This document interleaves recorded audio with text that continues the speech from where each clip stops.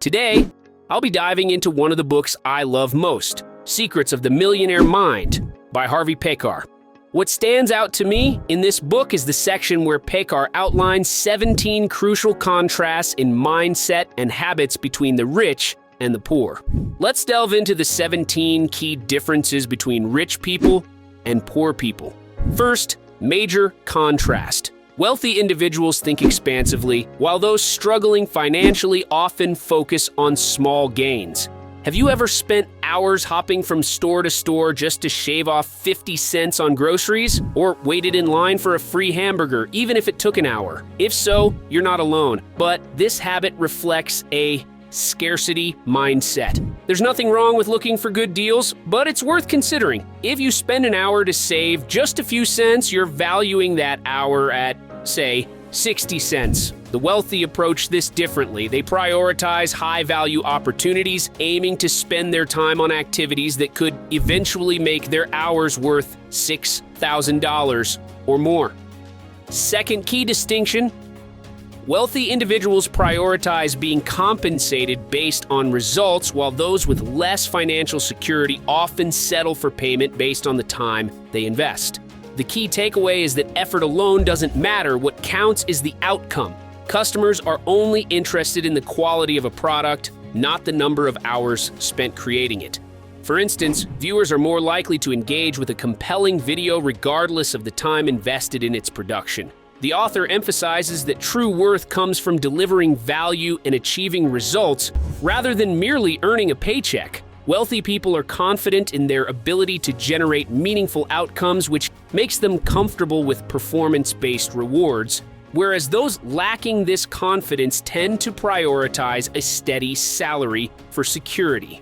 Third key difference: mindset. Wealthy individuals adopt a mindset of both, believing in abundance and the possibility of achieving multiple goals simultaneously, while those struggling financially often feel constrained by either-or choices. They see life as limited, believing they must choose between career success and family time or work and leisure. In contrast, wealthy people view life as an open buffet where resources are plentiful and can be replenished, allowing for enjoyment of both professional and personal aspects of life. This mindset also applies to the relationship between money and happiness. The wealthy understand that these concepts are not mutually exclusive.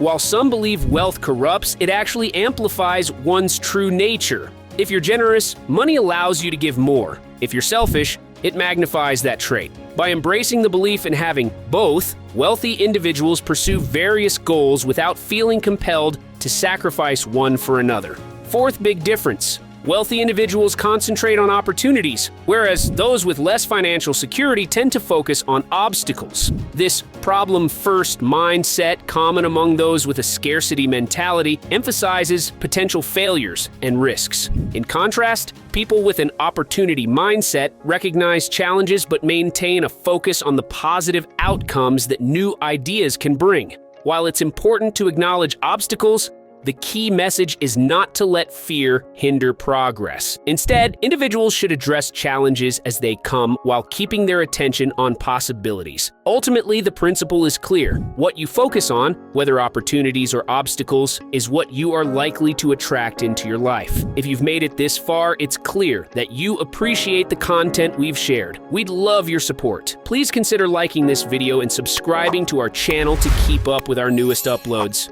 Thank you for your engagement. Now, let's dive back into the video. Fifth key difference: wealthy individuals intentionally surround themselves with positive and successful people, while those facing financial difficulties often associate with negative or unsuccessful individuals. The principle is straightforward. If you aspire to achieve great things, avoid spending time with those who don't. To become financially successful, it's beneficial to study and learn from those who have already reached that level. For example, if you want to create a successful YouTube channel, analyze existing successful channels in your niche. Pay attention to their content, video style, and overall strategies. Adopting these approaches is not about copying, it's about learning from proven success. Some may feel that mirroring successful tactics is unoriginal, but it's actually about building on a solid foundation. Even if you use similar formats or styles, Your unique voice and perspective will make your content distinct. Success often comes from learning from others and implementing effective strategies without losing originality. You've probably noticed there are quite a few channels out there doing something similar to what I'm doing here. Yet this channel is steadily growing. Now, don't misunderstand, I'm not here to boast or say, look at how amazing my channel is. The only reason I'm bringing it up is because it helps to show that you and I are in the same boat, facing similar challenges. If I were to give you an example from Amazon's founder, Jeff Bezos, it might feel a bit distant or hard to connect with, but both you and I are just everyday people working on our self-improvement. One common concern I hear is, I don't have any wealthy or successful people around me to learn from. How am I supposed to surround myself with them? The truth is, you don't need them in person. You can study successful people by reading their books, watching their videos, or listening to their podcasts. You can't call up Arnold Schwarzenegger to ask him to work out with you, but he shared his insights in videos and books. So why not learn from those? I don't have rich friends close by either. For me, authors of these books and creators of valuable content are my wealthy friends.